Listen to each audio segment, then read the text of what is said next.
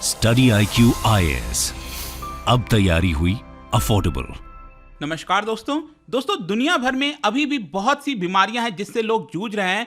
उनमें से एक बीमारी है टीबी, अक्सर आपने सुना होगा ट्यूबरक्लोसिस, और भारत में तो इसकी संख्या बहुत ज्यादा है।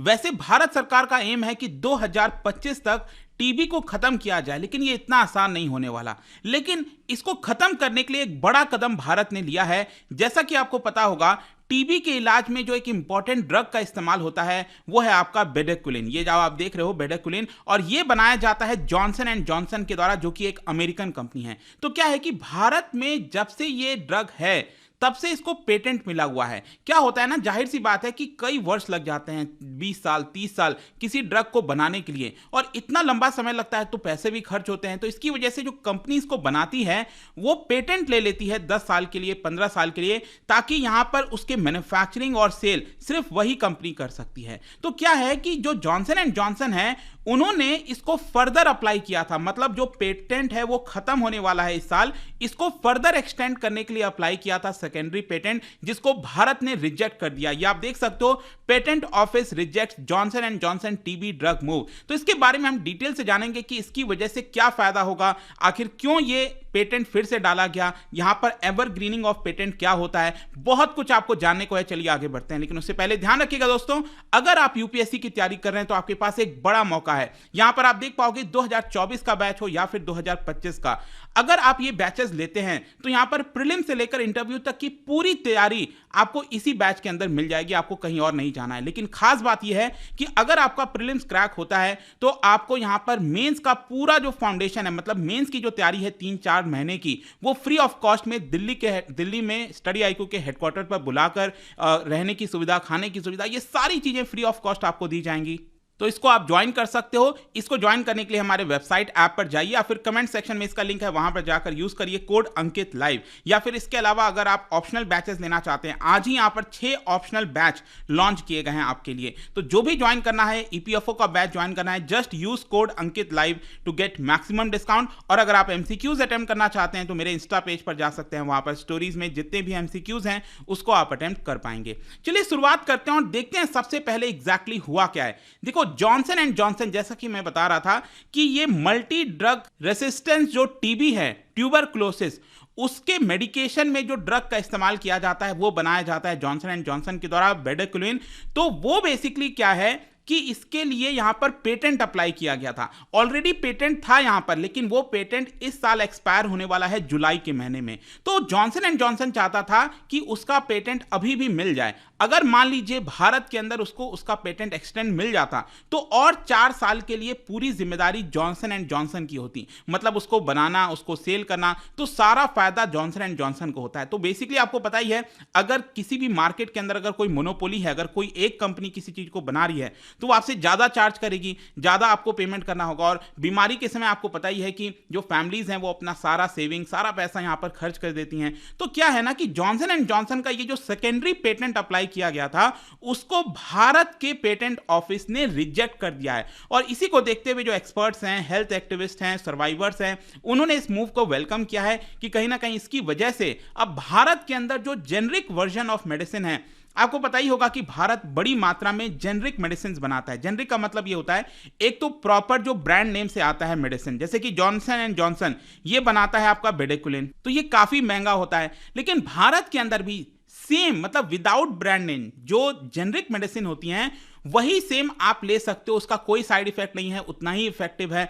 तो उसको लेके आप बहुत कम दाम पर अपना इलाज अब आप करा पाओगे। वैसे मैं आपको बता दूं, बेडेक्विलिन जो है वो 40 साल के बाद अवेलेबल हुआ था यूएस के अंदर। वहां की जो इंस्टीट्यूट है, US food and drug administration, उन्होंने 2012 में इसको अप्रूव किया था। तो ऑब्वियसली बात है, इसको यहां पर पेटेंट मिला हुआ था। और देखिए, ये जो बेडेक्विलिन आया था ना, एक रेवोल्यूशन की तरह था कि एक नया ड्रग था। लेकिन खास बात यह थी कि बेडेक्विलिन के पहले अगर आप देखोगे ना, तो टीबी के इलाज में जो पहले ड्रग दिया जाता था उसका नाम आप देख सकते हो, केनेमैसिन। सॉरी कैनामाइसिन, ठीक है। ये बेसिकली जो ड्रग था वो टीबी के इलाज में पहले दिया जाता था बेडिक्विलिन के पहले, और आज भी दिया जाता है। लेकिन इसकी वजह से बहुत सारी खबरें आती थी कि इसका साइड इफेक्ट बहुत ज्यादा है, जैसे किडनी डैमेज हो जाता है, हियरिंग लॉस हो जाता है, परमानेंट हियरिंग लॉस होता है। तो बहुत सारे प्रॉब्लम्स होते थे, जिसकी वजह से जो बेडिक्विलिन आया उसकी वजह से जो साइड इफेक्ट है वो काफी कम होता था, और इसी की वजह से इसका स्वागत किया गया। और इसकी एक और मैं आपको खास बात बताता हूं कि यहां पर इसका जो कोर्स है ना उसको धीरे धीरे करके कम कर दिया गया। पहले क्या होता था कि इसका जो पूरा कोर्स है वो बहुत लंबा चलता था, जैसे कि 2 साल का पूरा कोर्स होता था, लेकिन धीरे धीरे इसको करके 9 महीने से 12 महीने का कोर्स कर दिया गया, मतलब शॉर्ट पीरियड का हो गया। और साथ ही साथ कैनामाइसिन जो है वो पहले इंजेक्ट किया जाता था, जो इंजेक्शन वगैरह होता है, लेकिन जो बेडाक्विलिन है वो ओरल मेडिसिन है, बस आपको पानी के साथ जो ओरल मेडिसिन होता है वो आपको लेना है। तो सोचिए क्या है ना कि जब आपको इंजेक्शन लेना पड़ेगा, बहुत लंबा कोर्स चलेगा, तो ज्यादातर पेशेंट्स वो कोर्स कंप्लीट नहीं कर पाते थे। लेकिन बेडाक्विलिन आने की वजह से क्या है कि आपको छोटे शॉर्टर पीरियड के लिए मेडिसिन लेना है, और साथ ही साथ ओरल मेडिसिन है, आसान है लेना। तो इसकी वजह से टीबी को ठीक करने में ये बहुत ज्यादा मदद करने लगा। और इसीलिए आप देखोगे ना, जो वर्ल्ड हेल्थ ऑर्गेनाइजेशन है उन्होंने भी यहां पर मल्टी ड्रग रेसिस्टेंट जो ट्यूबरक्लोसिस है उसको खत्म करने के लिए कोड ड्रग के अंदर बेडाक्विलिन को ही शामिल किया कि यही देना चाहिए। ऑल्दो अभी अगर आप देखोगे तो इसका कॉस्ट बहुत ज्यादा है और इसका मेडिसिन की अवेलेबिलिटी भी उतनी ज्यादा नहीं हो पाती, और जिसकी वजह से टीबी खत्म करने में काफी ज्यादा मुश्किल आ रहा था।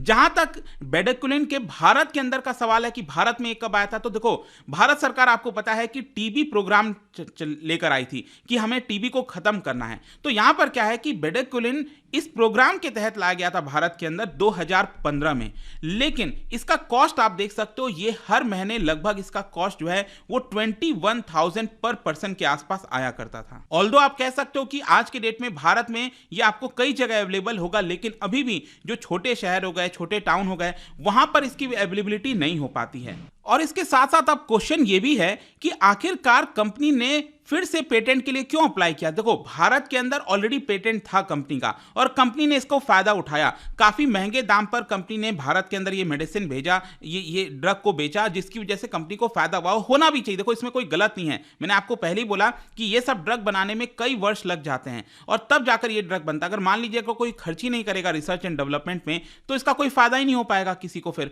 तो ये होना चाहिए। लेकिन क्या होता है ना कि कोई भी जो ड्रग आता है, मेडिसिन आती है बाजार में, जब उसके पेटेंट को एवरग्रीन कर दिया जाता है। एवरग्रीन का मतलब क्या होता है, ये कंपनीज क्या करती हैं कि उस ड्रग में थोड़ा सा छोटा सा कोई चेंज कर देंगी और उसके लिए फिर से पेटेंट अप्लाई कर देंगी, ताकि उनको फिर से पेटेंट मिल जाए और उसको खूब सारा पैसा वो कमा सकें। तो यहां पर क्या हुआ है कि ये जो बेडाक्विलिन है उसका पेटेंट 18 जुलाई को खत्म हो रहा था, और कंपनी ने उसमें थोड़ा सा चेंज करके, इसका जो सॉल्ट फॉर्मुलेशन वगैरह है उसका चेंज करके ये कह दिया कि हम फिर से ये अप्लाई करना चाहते हैं। तो भारत ने इसको रिजेक्ट कर दिया है। भारत ने कहा है कि देखिए, भारत के पास क्या है ना कि हमारे यहां पर जो लॉज हैं उसमें कुछ स्पेशल सेक्शन है, स्पेसिफिक सेक्शन है जो कि एवरग्रीनिंग ऑफ पेटेंट को डिसअलाउ करता है। हम उसको अलाउ नहीं करते। हम कहते हैं जब तक कोई मेजर चेंज नहीं होगा मेडिसिन में, इसका कोई बड़ा फायदा नहीं होगा, तब तक हम आपको पेटेंट नहीं देंगे। और यही हुआ है, यहां पर पेटेंट हमने नहीं दिया है, और फाइनली जुलाई के महीने में इसका पेटेंट खत्म हो जाएगा। और उसके बाद से इसका इंपैक्ट यह होगा कि भारत में जेनरिक वर्जन ऑफ बेडाक्विलिन बनने लगेगा, और इसकी वजह से अवेलेबिलिटी बढ़ जाएगी। इसका जो प्राइस है वो 80% तक ड्रॉप हो जाएगा। आप देख सकते हो, बताया जाता है कि यहां पर अभी पर महीना, हर मंथ करीब $45 खर्च करना पड़ता है पर पर्सन। ये मैं आपको बहुत मिनिमम बता रहा हूं, लोएस्ट बता रहा हूं, लेकिन इसकी वजह से क्या होगा, $8 to $17 ही फिर खर्च करना पड़ेगा इसकी वजह से।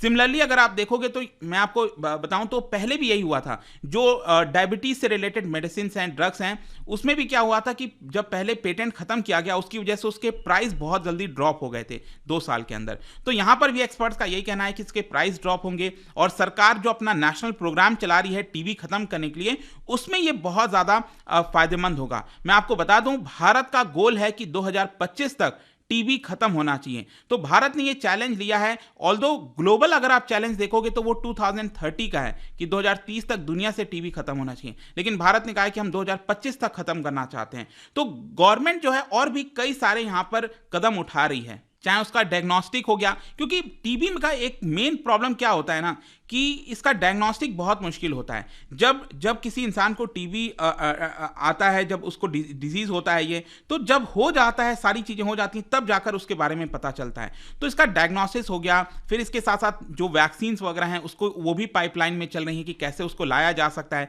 ताकि आगे फ्यूचर में टीबी पूरी तरह से खत्म किया जा सके।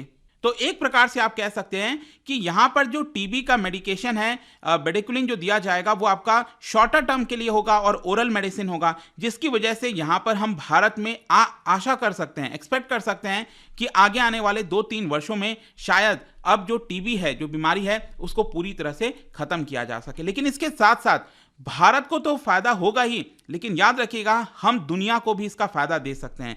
जो जेनरिक मैन्युफैक्चरर्स हैं वो बहुत सस्ते दाम पर इसका मेडिसिन भारत में बनाएंगे, और जो गरीब देश हैं, जो जहां पर जिनके पास पैसा नहीं है, उनको भी इसका फायदा मिल सकता है। हम वहां पर एक्सपोर्ट कर सकते हैं। In fact prime minister Narendra Modi ji ने इसी महीने, मतलब आई थिंक पिछले महीने, बोला था कि टीबी मेडिसिन अगर आप देखोगे ना, पूरे दुनिया में जहां पर भी टीबी मेडिसिन बनता है उसका 80% मैन्युफैक्चरिंग भारत में ही होता है। तो सोचिए भारत कितना बड़ा इसका रोल प्ले कर सकता है टीबी को खत्म करने के लिए। तो इसी की वजह से कहा जा रहा है कि ये जो कदम है वो बहुत बड़ा है। यहां पर जो पेटेंट रिजेक्ट किया गया है भारत के द्वारा, लेट्स सी आगे क्या होता है। यहां पर जाने से पहले एक इंटरेस्टिंग क्वेश्चन, क्या बता सकते हो कि ट्यूबरक्लोसिस के डायग्नोसिस में सबसे बड़ा चैलेंज क्या है? ये आपको बताना है। यहां पर 4 ऑप्शन दिए गए। इसका राइट आंसर आप सबको पता है, मेरे इंस्टाग्राम पर तो मिलेगा ही, वहां पर अगर आप नहीं हो कोई बात नहीं, टेलीग्राम से भी ले सकते हैं इसका सही उत्तर। मैं कई सारे जो एमसीक्यूज हैं वो यहां पर स्टोरीज में डालता रहता हूं। बाकी अगर आपको पीडीएफ चाहिए तो टेलीग्राम पर आइए, अलग अलग सोशल मीडिया पर आप जुड़ पाओगे। और जैसा मैंने बताया था, यूपीएससी की अगर आप तैयारी करो, जो भी आपको कोर्स लेना हो,